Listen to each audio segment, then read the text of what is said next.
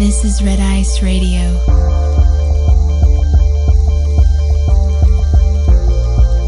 From the dream to reality.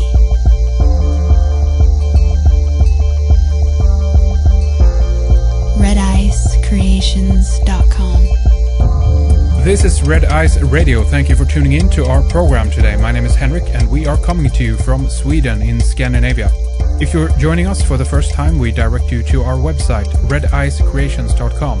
There you can listen to much more radio, watch our TV programs, and in our member section we have video interviews, webcasts, audio commentary, films, music, and of course all of our radio programs going back to 2006. Lindy Cowling is a qualified hypnotherapist trained by the Association of Natural Medicine in 2001. She has a diploma in hypnotherapy accredited by the Anglian Polytechnic University. She is a medium and a clairvoyant specializing in healing past life regression and future life progression. She joins us today from Wiltshire in the UK, and our theme is the changes that now, according to Lindy, is happening in the mass consciousness of humanity. We'll discuss positive and negative entities controlling the game behind the scenes, unbeknownst to most humans. Also the importance of moving the focus from the mind to the heart, from the negative over to the positive. Stay with us for much more. Welcome to Red Ice Radio, Lindy Cowling. It's great to have you with us today. I'm looking forward to this recording. We have a lot to discuss. How are you today, Lindy? Welcome. Hi, Henrik. I'm fine, thank you. How are you? I'm excellent, enjoying the summer, and it's going to be great to talk with you about many of the things that you've been working on here, obviously, over the years. But in case we have some people with us here today, Lindy, that are not familiar with you or your work, maybe you can just tell us a little bit about some of it here that you've been doing throughout the years, Lindy.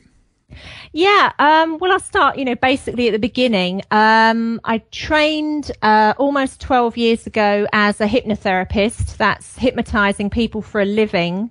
But I come from a long line of medium clairvoyant psychics, and I work as a medium clairvoyant as well.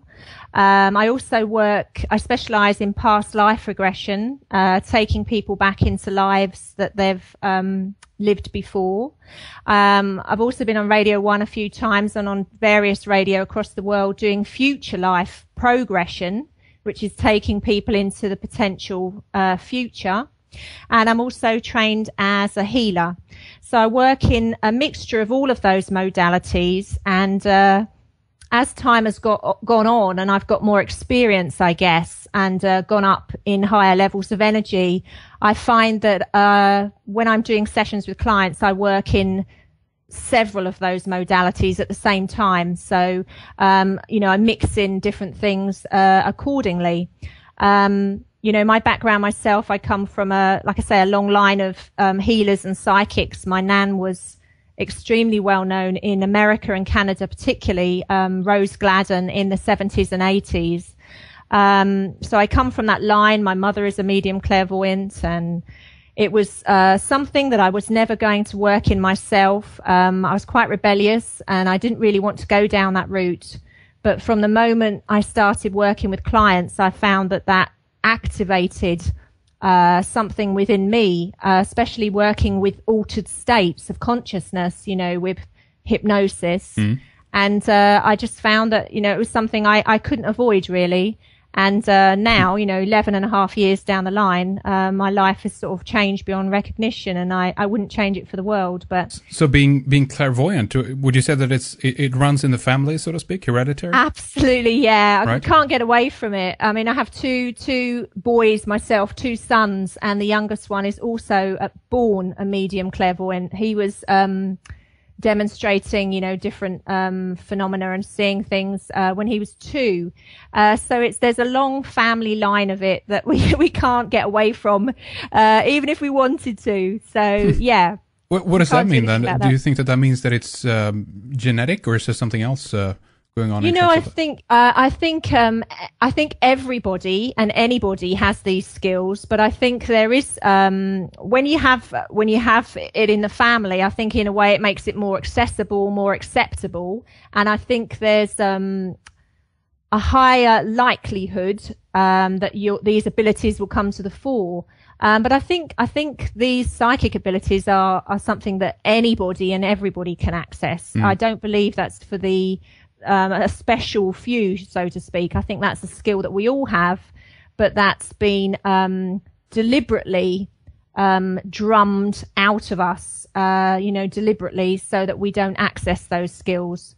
So that's interesting though, because what do you think that means? Do you think that it's if we look away from the genetics then and look more, I guess, towards the environment of somebody growing up in a family of clairvoyant people, do you think that that's basically you manage to keep it alive, if you know what I mean, through the environment of being around other people who are like that, or what do you think? I think actually, I mean, that's a good point, because I think even if you're not discussing things like that, I think if you're living in a house with psychic or clairvoyance, your vibration and the energy is going to be different. And that's the norm for you. I mean, certainly when my little boy was 2, I wouldn't be sitting around when he was that age, and my oldest was only 5 then. I was a busy mother, so I wasn't sitting around sort of talking about ghosts and the paranormal. But I think just growing up in that different energy vibration, if you like, and then when your child is saying they're experiencing things, if you're open to it, I think that gives it's like a flower growing in a greenhouse, really. You're giving them the potential to realize and accept that that's quite acceptable and it's normal. Then I think it's much more likely to come to fruition, if you like.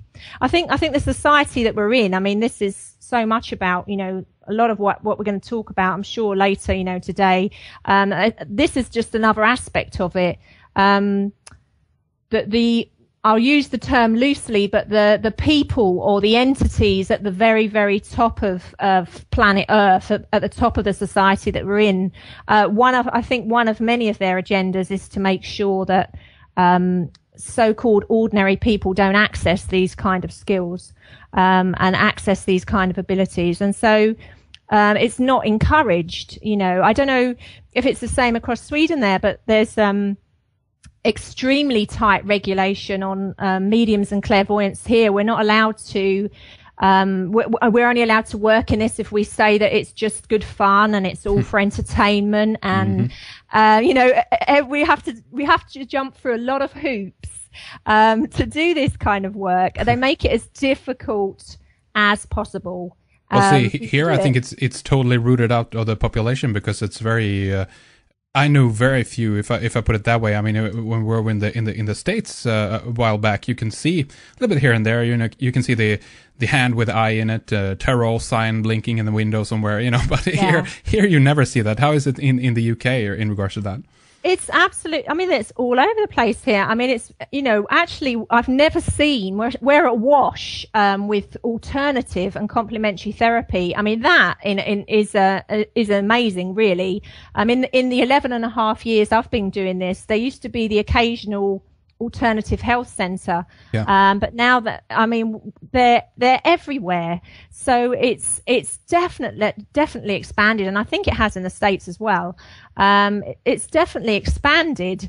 But the double-edged sword to that is again, the authorities, if you like, are trying to make it as difficult as possible. And I'm all for regulation. I think, regulation is great, because that's fine. But my own personal belief and 15 years of following all of this leads me to believe that there's a much more sinister aspect to this, and that there's a vested interest in not letting complementary health succeed, not when the pharmaceutical companies can make billions out of keeping you ill, and that's right. The food companies can make billions, and so on and so forth. Well, I mean, this kind of goes hand in hand with the ban of herbs that happened here. Was it at the beginning of the year now, obviously, and Britain is one of the countries that are being hit really hard by this, because you have, as you say, a lot of people actually practicing this kind of medicine, Absolutely. Yeah. I mean, that's just one of many angles that like I say, the more negative side of I could use the term, beings at the top, are doing everything they can to make life as restricted, if you like, as possible in that sense. But one of the reasons I'm here today is, just to get across just how the tide is turning, so to speak, and what things we can do to sort of try and combat that in our own small way. I guess, when I say in our own small way, this is the thing that makes me laugh, because we're encouraged to believe that we're individual. We're not individuals at all. It's mass consciousness that's going to change everything. It's us coming together as en masse that's going to change everything here, and that's what they don't want us to do. So. It's division that they rule according to. Obviously, that's pretty easy to see that. We'll definitely get into some of that here a little bit later, Lindy. I want to ask you a little bit, before we go into that specific area, though, about future progression or because obviously we've talked quite a bit in the past with some guests about past life regression, and I guess from a linear time point of view, I can understand that more logically, meaning that something has happened. You can obviously go back and look into it, but how does this work in terms of looking into the future and future lives, Lindy? Well, the word they used is linear, and it's in fact looking at time completely differently and not treating time as if it's linear, and treating time as if it is in more like the shape of a spiral, and that it is this spiral shape. It is not linear, and that it is existing and almost like coexisting at the same time, so that we can move backwards, we can be in the present, or we can move forward, and we can dip in and out of these things. And when I first learnt about this, I thought, I was very slightly skeptical myself and thought, is this possible? And I've learnt from experience now it is. And I can actually share with you a story, a true story that happened when I did this on Radio 1 about 2 or 3 years ago with a who's now a television presenter on there, Scott Mills. And when I did this, I had to take him into a potential future, and he was extremely receptive to it. Really, really good. I worked with him about 2 hours, and he came up with 2 potential future lives. But one of them was information about a desert, and there was a London bus and a desert. And the spin we had on this is, I don't know if you've heard of like Doctor Who over there, the Sure. Doctor Who TARDIS. Love it. But we had the music to Doctor Who playing because it was time travel going backwards and forwards. And one of the hosts working with Scott Mills was kind of trying to make a joke out of it and saying, do you think the producers of Doctor Who in a year's time are going to have a London bus in the desert and it's all going to come true? And just over a year to the day, the Christmas special was a London bus in the desert. A year later, this went out to 11.5 million so-called listeners heard this. Mm-hmm.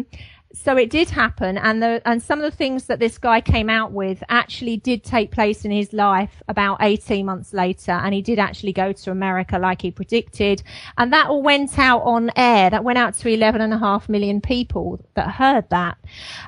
So I've seen, that's just one example, but that was a very high profile one. I've seen and heard the things that people have come out with, and these things have come to pass. This really links in with clairvoyance, because when you work as a clairvoyant, when I have a client sitting in front of me, when I work clairvoyantly, I look, for me, the way I work is if they're in front of me, I look slightly to the left and I feel around their past. I look directly at them.